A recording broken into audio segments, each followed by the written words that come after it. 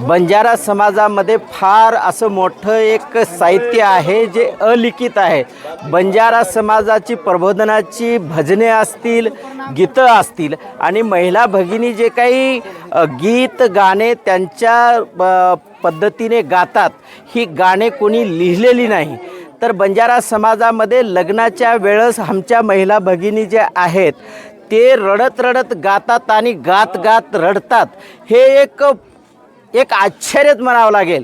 आज धुळवंड आहे आणि काल बंजारा समाजाची होळी साजरी झाली।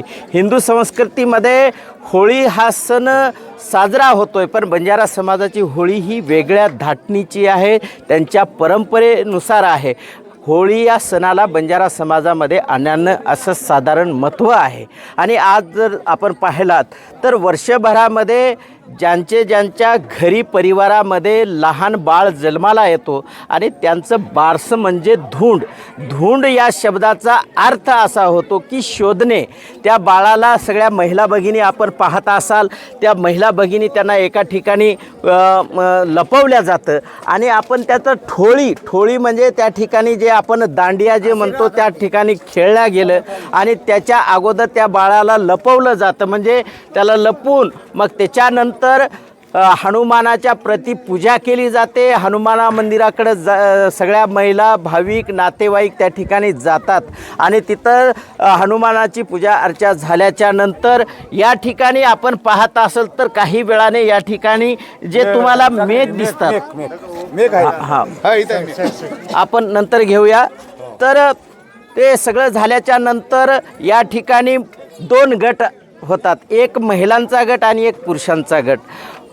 पुरुष मंडळी तो खिरीचं भांडं उपटण्यासाठी त्या ठिकाणी आक्रमण करतो आणि त्या खिरीच्या भांड्याचं संरक्षण करण्यासाठी त्या महिला त्या ठिकाणी उभे असतात।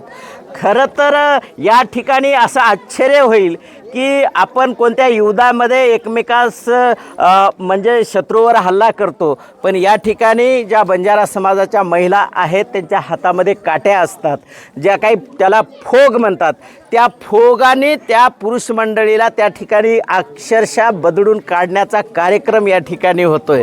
आणि ज्या वेळेस ते खिरीचं भांडं उपटायला येतात त्यावेळेस महिला त्यांच्यावर संरक्षण करण्यासाठी हल्ला करतात, त्या पुरुषांना मारतात आणि मार तर असा असतो की त्यांना बेदमसुद्धा मारल्या जाते। पण आनंदाने ती पुरुष मंडळी नाराज न होता मोठ्या उत्साहानं आणि उमेदीनं ते भांडं काढण्यासाठी त्याच्यावर आक्रमण करत असतात। हा खेळ किमान तासभर चालतो आणि तासभराच्या नंतर ते जे काही लापशीचं भांडं आहे, खिरीचं भांडं आहे, ते उपटल्याच्या नंतर बाळाला शोधण्याचं काम गीताच्या माध्यमातून, लेहंगी गीताच्या माध्यमातून होते।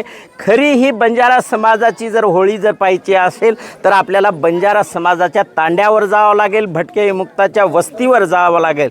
आज मी ज्या ठिकाणी आहे हे 3 ग्रामपंचायतचं मिळून एक तांडा आहे। त्याच्यामध्ये जे रुई तांडा आहे त्याचा हरिलाल तांडा आणि सावरगावचं जे तांडा आहे ग्रामपंचायत तो बदू तांडा आणि गोविंद तांडा हा दिग्रस ग्रामपंचायतीमध्ये जो म्हणजे वसलेला हा जोड तांडा आहे।